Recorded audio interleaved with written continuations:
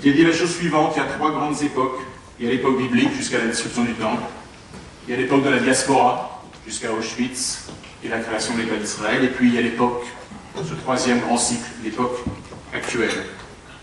Chaque époque, dit Greenberg, se caractérise par une modalité de la relation entre Dieu et le peuple juif, c'est ce qu'on appelle la modalité de l'alliance, la Brit, dans lequel le niveau de responsabilité des partenaires de l'alliance va évoluer. Il nous dit au temps biblique, la relation entre Dieu et le peuple, c'est une relation entre maître et esclave. Et puis, dans la deuxième période, la responsabilité du peuple augmente, et on parle du partenariat entre le peuple et Dieu, c'est l'image de l'homme et de la femme.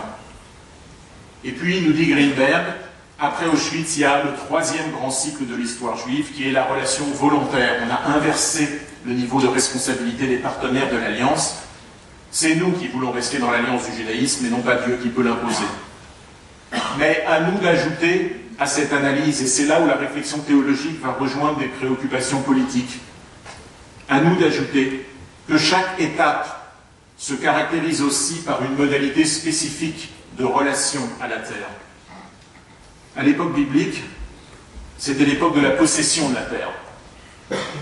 C'était l'époque de la conquête, c'était l'époque des guerres incessantes. Mais religieusement, c'est une époque peu glorieuse. C'est des luttes fratricides, c'est le peuple qui retombe dans l'idolâtrie systématiquement, c'est des complots, des violences, c'est un échec, c'est l'époque d'un Dieu qui punit son peuple pour ses fautes. À l'époque de la diaspora, c'est l'époque de la spiritualisation du lien à la terre. La terre d'Israël est un rêve, ça devient une aspiration, les Shana Haba, Yerushalayim. Mais c'est une époque à double tranchant.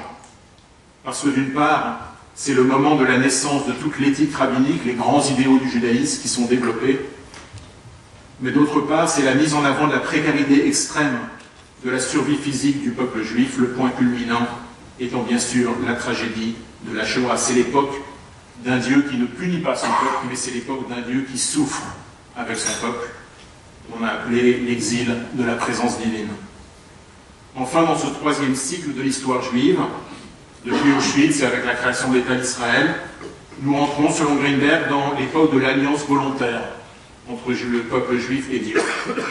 C'est l'époque également d'une relation à la terre qui se voudrait donc être l'écho de l'exil de la présence divine, en devenant elle-même, par un choix volontaire, ce que j'ai appelé l'exil partiel de la souveraineté. Un exil partiel de la souveraineté qui, justement, serait possible dans le judaïsme à cause de ce refus profondément ancré dans la tradition d'une relation fusionnelle à la terre. Un exil partiel de la souveraineté qui, justement, veut traduire toute la réflexion biblique puis rabbinique sur l'une des caractéristiques essentielles de la paix messianique. Une relation messianique à la terre, faite de précarité et non de certitude, de sainteté et non de possession et de souveraineté. L'exil de la terre et l'exil temporaire de la présence divine qui ont caractérisé l'époque de la diaspora ont rendu Auschwitz possible. Le retour à la terre et sa possession totale ont créé les conditions d'une lutte permanente entre Israéliens et Palestiniens, ainsi que les symptômes d'une implosion de la société juive. Il semble alors que le temps soit peut-être venu d'entrer de plein pied dans ce nouveau cycle de l'histoire juive et de renoncer à la souveraineté sur une petite partie de la terre où certains Israéliens vivent aujourd'hui.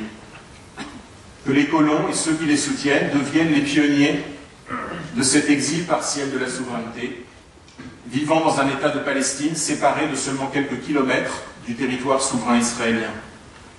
Qu'ils demeurent sur ces lieux qu'ils veulent porteurs de sainteté et qu'ils fassent l'expérience d'une relation à la terre qui soit digne de l'espoir messianique. Ainsi inscrit dans le sens véritable de l'histoire juive, vivant l'expérience de l'exil de la souveraineté partielle, ces hommes et ces femmes pourraient être à l'avant-garde du judaïsme et retrouver leur place dans une tradition juive de paix et de fraternité dont ils sont pour le moment tout à fait éloignés. Et après seulement, les chances de négociation avec les Palestiniens, passant par la création d'un État de Palestine, deviendront peut-être réelles. Alors cette réflexion sur l'exil partiel de la souveraineté est simplement une tentative, parmi beaucoup d'autres, de réflexion religieuse sur le lien à la terre, qui pourrait donc valoriser, donner un contenu religieux à l'abandon d'une souveraineté juive sur certaines parties de cette terre, à ceux qui aujourd'hui pensent être en recherche de sainteté, mais qui en faisant trembler les fondations de l'État d'Israël, me semble empêcher la possibilité de vraies négociations avec les Palestiniens. Alors je ne prétends pas, évidemment, que cette ébauche de réflexion soit la bonne, je ne prétends pas non plus qu'elle soit réaliste, elle ne l'est sans doute pas. Mais je pense plus simplement que c'est en réfléchissant dans ce sens, sur ce genre de problématique, que des voix religieuses pourraient cesser d'être des appels à la haine et à la violence, ou cesser de rester silencieuses face aux problématiques que nous connaissons, et peu à peu devenir utiles à la résolution du conflit. Voilà, je vous remercie.